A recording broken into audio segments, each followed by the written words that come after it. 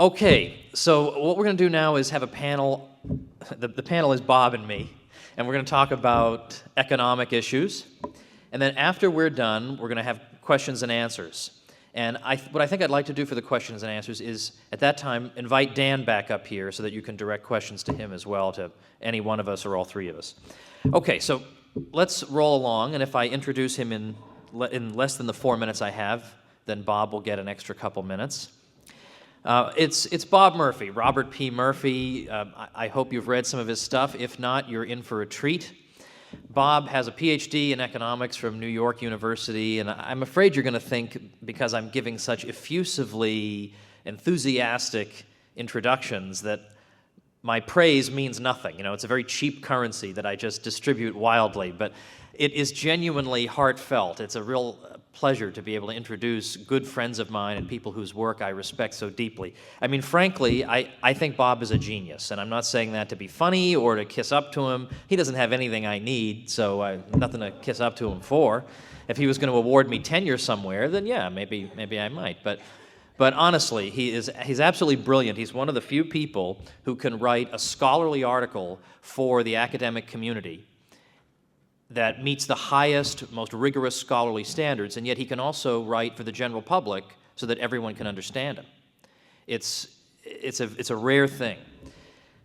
A few other things I want to mention about Bob. I mean, of course, he's got several institutional affiliations. He, in the past, used to be a professor at Hillsdale College. He's an adjunct scholar at the Mises Institute.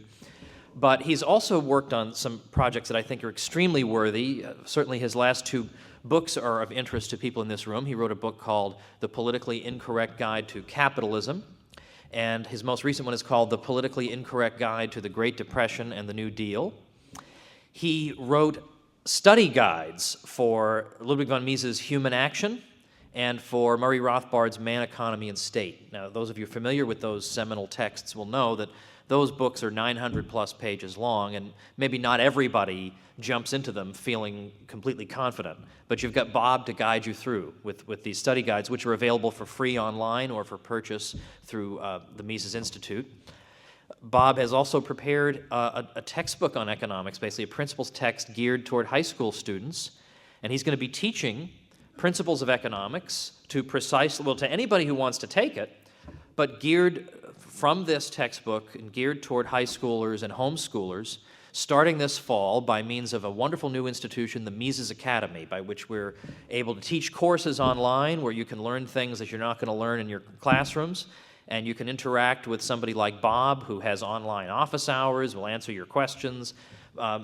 I've heard through the grapevine that Bob is hoping to sign up 1,000 students this fall. And imagine the army we would have if we continue to churn out thousands and thousands and thousands. So you have got to check out Bob Murphy. You should go to his website, which is consultingbyrpm.com, and read his blog, which I love the name of his blog. It's Free Advice. Nice name. Okay, so without further ado, ladies and gentlemen, I introduce to you Dr. Robert P. Murphy.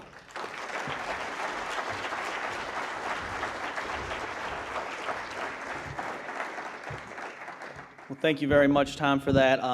I hate to complain, but I just want to point something out. Think back to how Tom introduced Dan. Okay, think back to what he said, and now think about what he said to me. So what I conclude is, at the very best, I'm only the 11th best person in the world as far as Tom is concerned.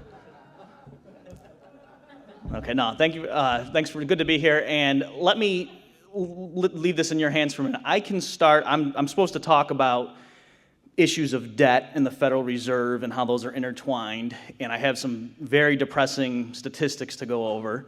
I mean, it's a good thing that we're not high up, because some of you would be jumping out the window when I go over this stuff. So I can go into that right away, or before that, I can tell you the best Tom Woods story ever.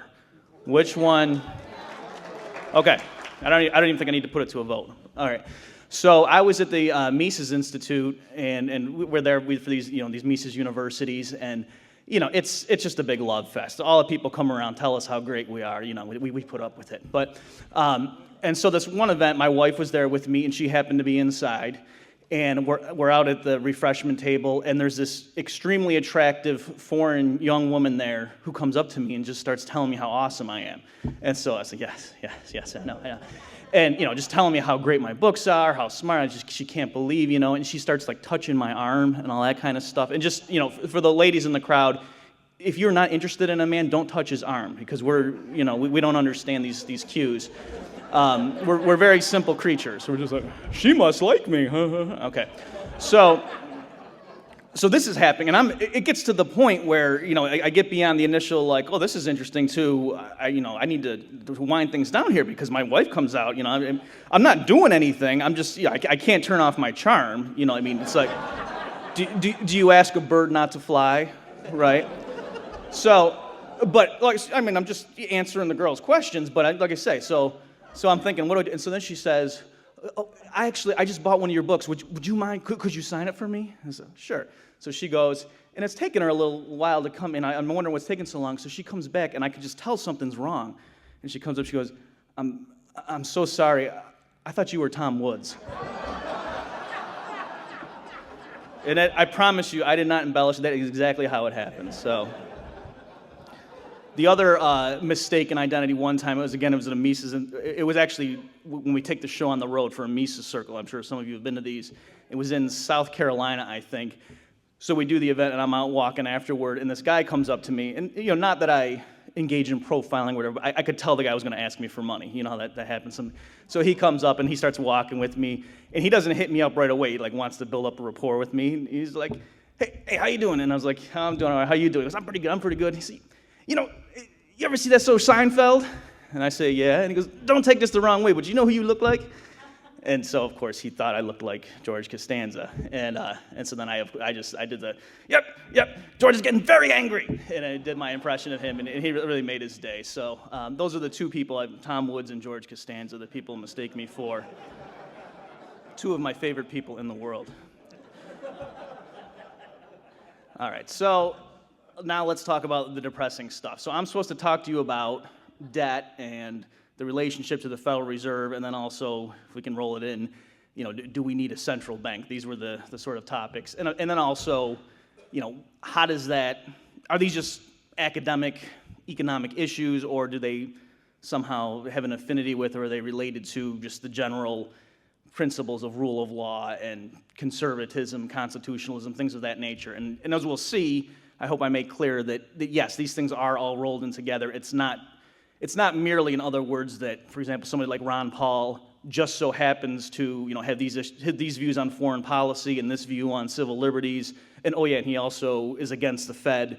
It's not that there's a grab bag, and these things are all unified, and they all flow from having strict rules in place and principles to safeguard individual liberty against the state. So I'm an economist. I'm going to be talking to you about issues of monetary theory and banking policy, again, sort of in the context of this group. So as far as the debt, let me just get you to see how bad things are. And it's, I don't know how to put it. It's hard because you don't want to come off as an alarmist. You don't want to just make it sound like the world's going to end. So, but these figures are really bad. And I say this not for dramatic effect, but literally 5 years ago, if you had asked me, could you come up with a plan to just absolutely paralyze, cripple the U.S. economy for the next 10 years and to possibly destroy the dollar, what would you do? I don't think I could have done a better job than the stuff they actually have been doing, right? And it's, and again, like I said, it's not that I'm just saying that as a throwaway line. It really is true that the things they're doing are just shocking. And I think a lot of economists, the reason they hesitate to say that is because it's just so awful to say something like that. But I really do think, as Tom mentioned, I did a book on the Great Depression, and of course, given my views, I knew going into the book, it wasn't like I was going to do a bunch of research and say, well, this FDR guy wasn't half bad, right? That's not what was going to happen. But what I found, and that sort of shocked me, is going back and seeing exactly what they did back then.